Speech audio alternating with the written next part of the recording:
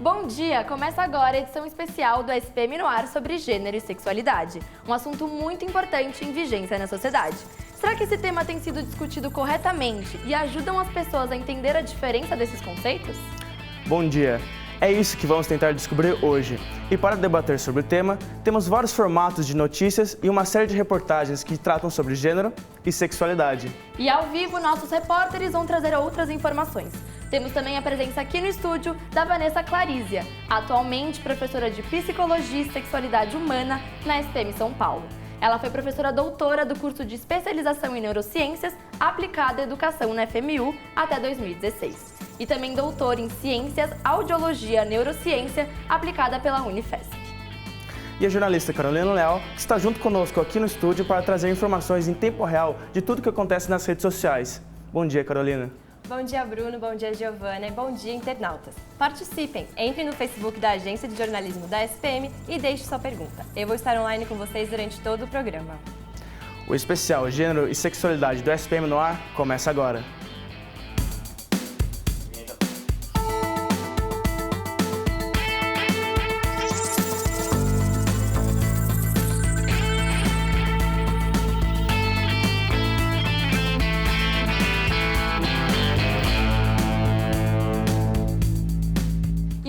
O programa, vamos com a repórter Juliana Nóbrega para descobrir se as pessoas entendem a diferença dos conceitos de gênero e sexualidade. Bom dia, Juliana! Bom dia, Giovana! Bom dia, Bruno! Bom dia, Carolina! Eu estou aqui nas ruas de São Paulo para perguntar para alguns jovens estudantes a respeito se eles sabem a diferença entre gênero e sexualidade. Ao meu lado está aqui Peter Frontini e também a Beatriz Zara. Meninos, vocês sabem qual que é a diferença entre gênero e sexualidade? Olha, eu não tenho certeza, mas eu acho que gênero é, assim, se você se identifica com gênero feminino e masculino.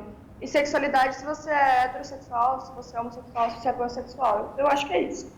E você, Peter? Eu sabia que sexualidade tinha um pouco a ver com orientação sexual, mas o conceito de gênero sempre foi meio confuso para mim, então eu não sei responder ao certo também. Então, aqui os meninos não sabem direito responder e para isso a gente vai com a especialista aí no estúdio, de Juliana Nóbrega para o SPM no ar. Gênero pode ser definido como aquilo que identifica e diferencia os homens e as mulheres, ou seja, o gênero masculino e o gênero feminino. Já a sexualidade é a atração física e também um conjunto de fenômenos comportamentais e emocionais relacionados com o sexo. Vanessa, por que as pessoas tendem a confundir esses termos? Isso é natural e até eu me dou a liberdade de incluir um outro termo que seria o sexo biológico. Normalmente as pessoas acreditam que sexualidade é igual a sexo biológico. Então, vamos lá, sexualidade, ele está no topo do guarda-chuva. Ele incorpora esses conceitos. Então, ele vai falar sobre orientação sexual, vai falar sobre questão de gênero, sexo biológico, as questões afetivas, as questões de prazeres. Então, assim, sexualidade é a grande temática. A questão de gênero está por dentro dessa temática. Sexo biológico, gente, é a questão anatômica. Então, é a questão realmente biológica. Então, é a questão da virilha, né? Para a fêmea seria a vagina e para o homem seria o pênis. O gênero é algo mais...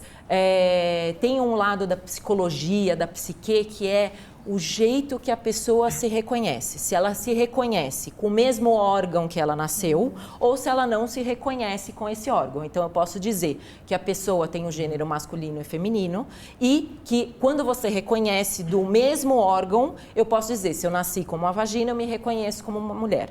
Se eu nasci com um pênis, eu me reconheço como um homem. E aí isso é o cisgênero, né, que é a questão de gênero. E você tem o transgênero, que é exatamente essa diferenciação. Eu nasci com uma genitália, porém eu não reconheço essa genitália. O que me representa eu nasci com uma genitália masculina e eu me reconheço como mulher e vice-versa. Obrigada. Os LGBTs, lésbicas, gays, bissexuais, travestis, transexuais e transgêneros ainda sofrem muita violência no Brasil por conta da LGBTfobia. Nos primeiros 4 meses desse ano, o país teve um aumento de 20% nas agressões contra esse grupo. Acompanhe na reportagem de Sara Higg. A cada 25 horas, uma pessoa LGBT é assassinada no Brasil. A LGBTfobia ainda existe e precisa ser discutida e combatida. A decisão de se assumir LGBT carrega uma dicotomia, medo e libertação. Por trás de muita apreensão com o preconceito, há um alívio em poder ser quem realmente é. Eu já me assumi para minha mãe faz um tempinho, que foi o mais difícil, porque ela foi a que menos aceitou. A gente ainda teve muitos problemas, mas acho que fazer 2 anos já que eu me assumi para minha mãe. E meu pai me assumi semana retrasada e foi a melhor coisa da minha vida, porque meu pai falou, não, tá tudo certo. Apesar do movimento LGBT estar ganhando força e representatividade, ainda existe incômodo, ódio e muita intolerância. O que a gente tem visto, como eu disse, é um crescimento dos movimentos de defesa pelos direitos humanos e ampliação da diversidade. Com isso, as pessoas que pertencem a esse grupo, a esse segmento da sociedade, que são classificadas genericamente como LGBTs, têm se sentido um pouco mais seguras de se expor, de sair às ruas, de se mostrar sua face verdadeira. Mas isso, ao mesmo tempo, tem provocado muita reação de ódio. A tendência disso é só crescer. Entender que faz parte da letra T do LGBT é a primeira barreira a ser enfrentada pelos transexuais. As pessoas trans, assim, principalmente, sofrem todo tipo de preconceito, desde preconceito de alguém, tipo, te xingar na rua, até alguém te agredir ou até alguém te olhar feio. Outra forma de preconceito é você não conseguir exercer, tipo, o seu gênero dentro de um lugar. Por exemplo, você tá no shopping, aconteceu comigo esse final de semana, e eu queria ir no banheiro. E eu não me sinto à vontade de ir no banheiro masculino, porque se eu for, eu sei que vão me olhar feio. Inclusive, tipo, segurança pode até me tirar. E se eu for no feminino, também pode acontecer a mesma coisa, sabe? A luta por visibilidade não foi fácil e ainda tem muito o que conquistar. Mas com o tempo, os LGBTs estão alcançando espaço no mercado de trabalho e na sociedade em geral. Esse resultado das pessoas falarem mais, das pessoas LGBTs aparecerem mais hoje, é resultado de toda a luta que veio antes disso. Esse cenário hoje, das pessoas se sentirem mais à vontade de ser quem são, de exercerem sua liberdade, isso é fruto de uma luta. Isso é fruto de todo um processo de mobilização que aconteceu há 30, 40 anos. No momento em que surgem questionamentos e dúvidas em relação à sexualidade e gênero, são os coletivos que possuem um papel fundamental no apoio. Através do coletivo, que nada mais é do que são pessoas que se reúnem em prol de um objetivo político, sem hierarquia, que tem uma única voz, para que essa voz seja ouvida de forma mais fácil, porque ela tem a intensidade de um coletivo. Então, o coletivo basicamente vai ouvir o que aquele integrante tem a dizer e, se puder ajudar, e se tiver maior intensidade, conseguir ajudar com maior intensidade através do coletivo, ele vai falar e ajudar essa voz. Para um homem que sempre se sentiu homem, mas estava preso no corpo de uma mulher, a mudança de nome e o processo da transição definem o início de uma fase libertadora. Estou fazendo hormonização faz 4 meses e eu estou muito feliz com os resultados. Tipo, ainda não é tipo muito assim gritante, mas eu estou gostando muito. Em relação ao nome também, eu gostei bastante. Eu pretendo mudar no RG o nome no ano que vem. Em algumas coisas eu já consegui mudar, tipo aqui na carteirinha da SPM, na chamada, que foi muito importante pra mim, mas eu queria mudar no RG mesmo pra eu ter em todos os meus documentos meu nome certinho. Ações rotineiras podem ser muito difíceis para aqueles que não estão inseridos nos estereótipos impostos pela sociedade. Preconceito eu vivo todos os dias, literalmente todos os dias da minha vida. Tipo, uma coisa simples como vir para a faculdade, hoje mesmo aconteceu, tipo hoje, vindo para a faculdade. Eu saio na rua e pessoas que ficam olhando, sabe? Uma coisa é bem chato, isso é preconceito, sabe? Tipo, você andar na rua e as pessoas simplesmente ficarem prestando atenção por você ser diferente.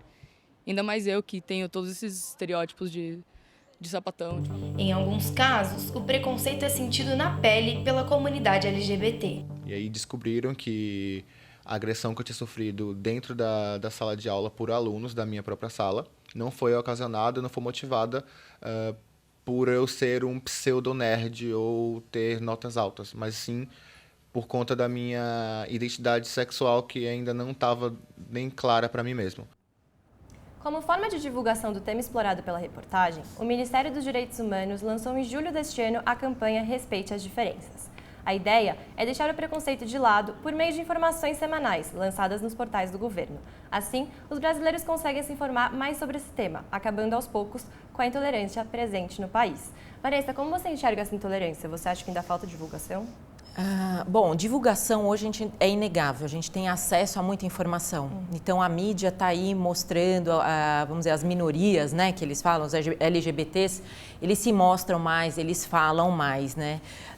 A intolerância, concordo que ela vai aumentar ainda mais. Por quê? Porque são questões que as pessoas não entendem muito bem o que estão acontecendo com os seres humanos, né? Assumir essas identidades, então é algo bastante delicado. Para melhorar, ainda vai piorar muito, infelizmente. Tá? E é um processo de aprendizado. A gente tem que insistir nessa questão do aprendizado para as pessoas conhecerem a temática, entenderem do que está acontecendo. E talvez a gente tenha que ser do mais simples, que é exatamente como iniciou o programa. Fantástico! Vamos ao conceito mínimo para a gente ir desenvolvendo, começar a entender, porque faz parte da natureza humana da gente negar e a gente ter esse preconceito, não conheço, é desconhecido, eu tenho medo. Então, o ser humano, ele se afasta dessa dor. Eu não conheço, me causa dor, então eu vou me afastar. Então, a intolerância ainda tende a aumentar. E as redes sociais, elas dão a liberdade para mostrar essas pessoas que têm muita intolerância. Não só a questão de sexualidade e gênero, mas abre espaço para essa discussão. Obrigada. E agora vamos falar sobre o tabu entre pais e filhos. O tema é abordado de forma constante, principalmente quem deve tomar a iniciativa e o modo que deve ser feita. São os pais, os filhos ou até mesmo as escolas? O repórter Caio Castilho está na Vila Mariana para saber o que os jovens pensam sobre o assunto. Bom dia, Caio. Bom dia, Bruno. Bom dia a todos aí no estúdio. Quase boa tarde, né? Eu estou aqui na Vila Mariana, um bairro muito movimentado aqui em São Paulo, muitos bares e, portanto, muitos jovens. E eu estou com dois aqui, o Lucas Abreu, que é estudante também. E Lucas, a gente vai te fazer uma pergunta aqui. Na sua casa, como é tratada a sexualidade? Seus pais conversam? Tem algum tipo de tabu, alguma coisa do tipo? Conta um pouco da sua experiência pra gente. Cara, vou te falar que na minha casa o papo sempre foi muito aberto. Meus pais sempre conversaram tranquilo comigo, principalmente minha mãe, sempre essa relação com minha mãe sempre foi mais aberta que com meu pai. Qualquer dúvida eu sempre cheguei na minha mãe. E uma coisa que, tipo, em casa sempre foi frisada é o respeito ao próximo, sabe, cara? Tipo, a escolha, ou que o cara se identifica, sempre foi frisado o respeito. E a gente está aqui com mais um jovem, agora uma moça, a Mariana Samano. Vamos falar aqui com a Mari. Mari, e você? Como é a questão na sua casa sobre esse tabu e essas coisas? Então, na minha casa as coisas são bem mais tradicionais e conservadoras. Meus pais, eles sempre foram muito tradicionais. E eu sou assumidamente desde o começo do ano e foi bem difícil lidar com isso em casa. Tanto que eu falei que a minha mãe...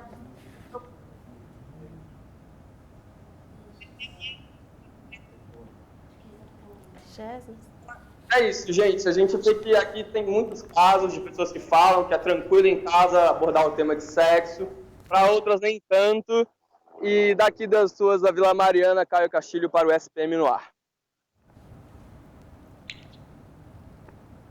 Obrigada, Caio. Como visto na reportagem, a intolerância contra novas formas de identificação sexual está presente cada vez mais e nós precisamos combater isso. De acordo com a ONG alemã Transgender Europe e o seu mapa de monitoramento, o Brasil é a nação que mais mata pessoas trans no mundo. Em 2016, foram registrados 545 casos. E para ter uma ideia, no México, o país que ocupa a segunda posição do ranking, foram registrados 190 casos de morte no mesmo período. Vanessa, você acredita que esse combate à intolerância ainda está muito presente nos dias de hoje? O combate, sim, com certeza, isso é todo dia e a gente tem que, um ponto que é muito interessante, até desses dados que você acabou de passar, infelizmente o Brasil ele tem o maior índice de ignorância, né? O ignorância não é nenhuma palavra pejorativa, mas sim dizer a falta de informação. Sim. Apesar de que você fala, não, mas a informação está na palma da mão, está no smartphone. Pois é, a informação está lá, mas a pessoa não digere essa informação, ela não absorve, ela não constrói, né? É mais fácil a gente ficar no piloto automático e repetir o discurso dos outros, porque você acredita que aquilo é uma verdade absoluta, do que você ler e criticamente falar, mas veja bem, tem uma coisa que é interessante, então é muito natural. Então, essa falta até do aprendizado, analfabetismo muito alto, isso está muito coligado, principalmente se você vê o mapa da questão dos assassinatos, de qualquer tipo de violência, principalmente a LGBTfobia e a morte de pessoas LGBT, você vê que está na alta concentração em lugares que têm o analfabetismo muito alto. Então, são pessoas que têm o desconhecimento completo sobre o assunto. Então, assim, se isso me causa medo, é estranho, então eu elimino. Então, é cruel falar isso, é terrível, mas é exatamente isso. Essa falta de conhecimento, construção de conhecimento, causa uma reação violenta. Que, assim, para poder eu me proteger, eu agrido o outro, eu posso até matar o outro. Então, infelizmente, não é só isso. Se fosse só isso, era muito fácil explicar, mas isso é uma boa parcela de explicação. Psicólogos de todo o Brasil agora são autorizados a oferecer tratamentos de reversão sexual. A medida, que ficou conhecida como Cura Gay, mobilizou celebridades e desconhecidos que levantaram a bandeira a favor da causa LGBT. Confira mais na reportagem de Fernanda Badini. Há 27 anos, a homossexualidade foi excluída da lista de doenças internacionais pela Organização Mundial da Saúde, a OMS. 9 anos depois, foram proibidos quaisquer tratamentos de reversão sexual. Uma vitória para o público LGBT. Aqui no Brasil, o mesmo assunto causou grande repercussão quando no dia 15 de setembro foi aprovada uma liminar que autoriza psicólogos a oferecer a chamada cura gay. Jornais, sites, internautas e celebridades se manifestaram nas redes sociais contra a medida.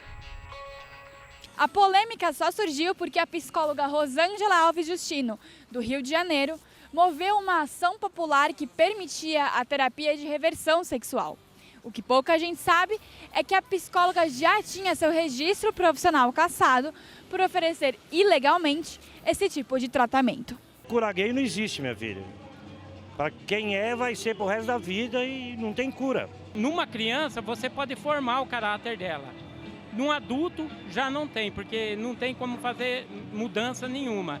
Para essa terapeuta, especialista em sexualidade, a cura gay não existe, pois a homossexualidade não é uma doença. A grande doença é o preconceito e não existe tratamento. Grande questão que um psicólogo pode trabalhar dentro da sua sessão, um terapeuta sexual, é dentro da aceitação, é da pessoa saber quem ela é, saber lidar com isso. Não existe opção sexual, existe orientação afetivo-sexual.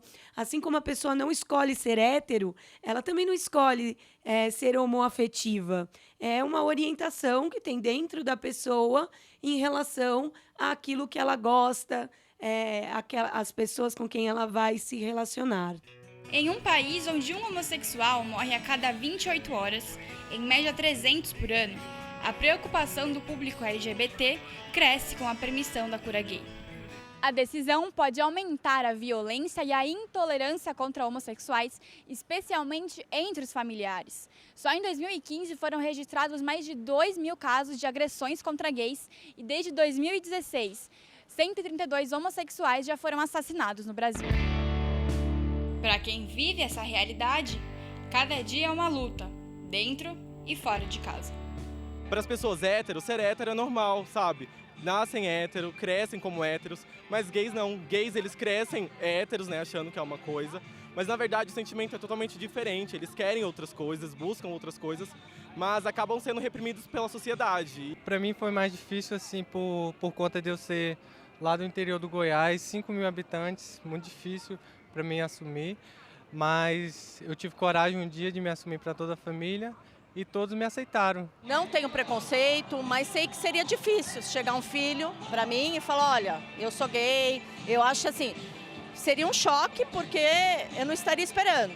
Então eu ia ter que fazer um trabalho interno assim de aceitação. Tenho certeza que eu aceitaria, porém eu sei que não é fácil. Porque não existe cura pro amor. O amor ele é uma coisa que todo mundo sente, independente de religião, de idade, de sexo. Então eu acho que não tem cura gay, isso não existe. Porque é o amor, você está praticando amor ao próximo. A gente deve praticar o amor ao próximo independente do que seja. Então não existe cura. Cura para alguma coisa tipo uma gripe, um câncer. Uma coisa que acontece com as pessoas por consequência de alguma atitude. Busque o amor, busque a compreensão, busque o respeito, a aceitação, o incentivo. Seja você, né? Goste de quem você gosta. Eu acho que a grande cura está no amor. E o amor, ele não tem um endereço certo.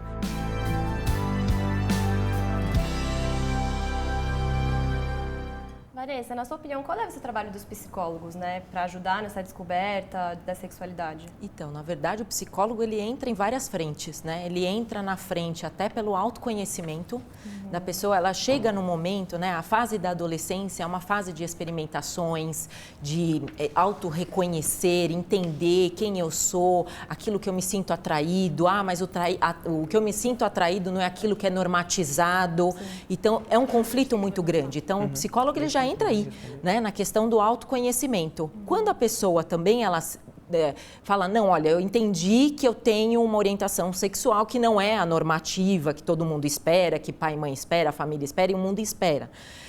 Ele também precisa estar nesse processo, porque é um processo de enfrentamento, porque nós gostaríamos que a humanidade, todo mundo aceitasse. O preconceito, ele faz parte da nossa natureza humana. A gente, mesmo que a gente fale, não tem o preconceito, mas já tem um tom de preconceito quando você já fala isso. Então, eu preciso, né, esta pessoa, ela precisa ser acompanhada. Então, desde o início da descoberta, até no acompanhamento, se eu fizer um recorte nos transexuais, tem que também ter acompanhamento no depois, porque fazer uma cirurgia, retirada de mama, retirada de pênis, colocação de pênis, né, colocação de mama, é uma agressão ao corpo, não ao corpo do lado psicológico, mas mesmo anatômico, é um machucado que fica, né? Então, é do começo ao fim o psicólogo. Infelizmente, não vai falar assim, mas terapia pode ser rápida? Não é. Na verdade, seria interessantíssimo se todos nós tivéssemos um psicólogo a vida inteira. A gente sempre, quando precisar resolver um conflito, algum processo que não está deglutindo direito, você tem uma pessoa capacitada, habilitada para te acompanhar nesse processo de conhecimento. Entendi. Obrigada. Não se esqueçam de continuar enviando suas perguntas para o Facebook da Agência de Jornalismo da SPM São Paulo. E no próximo bloco, iremos abordar a representatividade LGBT no mercado de trabalho. E tem também matéria sobre a violência contra a mulher e mais debates com a nossa especialista. Fique com a gente, que o SPM no ar volta já já.